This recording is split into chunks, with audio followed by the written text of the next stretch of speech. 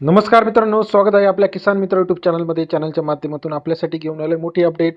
महाराष्ट्रात तुरीचा बाजारभाव 8,000 रुपयाचा टप्पा पार करणार का? 5 डिसेंबर नंतर तुरीच्या बाजारामध्ये वाढ होणार. अतिवृष्टी असेल, लागवड कमी असेल, मागणी पुरवठा असेल, या सगळ्याच्या धर्तीवरती आता तुरीचे बाजारभाव किती वाढणार हा प्रश्न शेतकऱ्यांपुढे उभे राहिलेला आहे. गेल्या काही दिवसापासून आपण बघितलं तुरीचे बाजारभाव थोडेसे मंदावलेले आहे, परंतु आता डिसेंबर महिन्यामध्ये तुरीचे बाजारभाव वाढणार का हा प्रश्न शेतकऱ्यांपुढे उपस्थित आहे. चला तर बघूया तुरीचे बाजाराचे लेटेस्ट आता काय अपडेट आहे. येत्या काही दिवसामध्ये आपण बघितलं तर अतिवृष्टी असेल, त्याचबरोबर मागणी पुरवठा असेल, या सर्वांमुळे शेतकरी वर्गांना तुरीला मोठा फटका बसलेला आहे. आता हा फटका बसल्यानंतर तुरीचे बाजारभाव खरंच वाढणार का हे बघणं गरजेचं आहे. कारण आपण ज्यावरती आर्थिक वर्षात जर बघितलं 2025 मध्ये जून, जुलै, ऑगस्ट, सप्टेंबर मोठ्या प्रमाणात अतिवृष्टी महाराष्ट्रात संकट आलेलं आहे. अतिवृष्टीमुळे महाराष्ट्रात मोठ्या प्रमाणात नुकसान झालेलं आहे.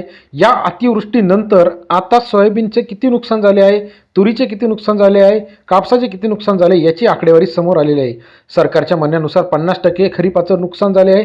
14 लाख हेक्टरवरील क्षेत्रफळाचं नुकसान यामध्ये आपल्याला पाहायला मिळत आहे. मग अशा परिस्थितीमध्ये आता तुरीचे बाजारभाव किती वाढणार? जो 60-70 रुपयाचा बाजारभाव आहे हा सरकारी आकडेवारीनुसार 7,800 रुपये 8,300 रुपयेपर्यंत हमी भाव आहे. त्या हमी भावाने खरेदी केली जाणार का? कोणत्या केंद्रांमार्फत खरेदी केली जाणार?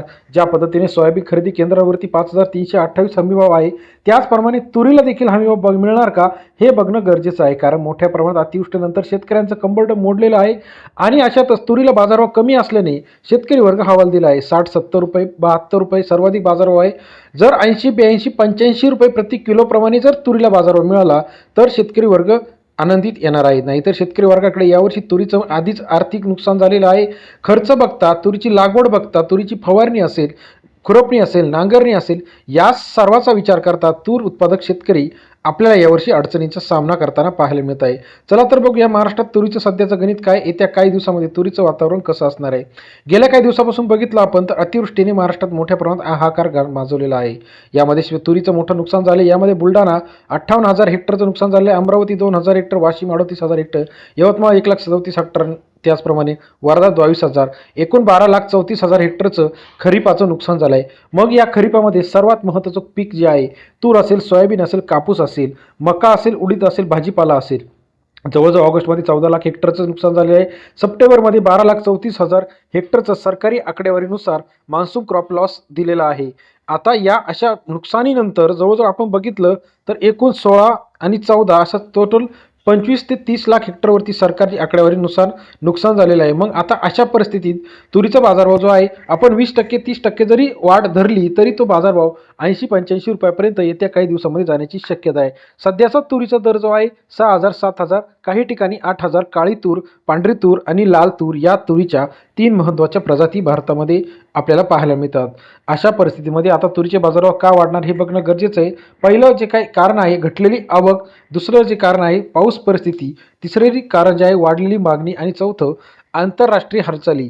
या सर्व परिस्थितीच्या माध्यमातून तुरीचे बाजारभाव किती वाढणार बघणं गरजेचं आहे. येत्या काही दिवसामध्ये महाराष्ट्रात तूर मार्केट मोठ्या प्रमाणात वाढण्याची शक्यता आहे.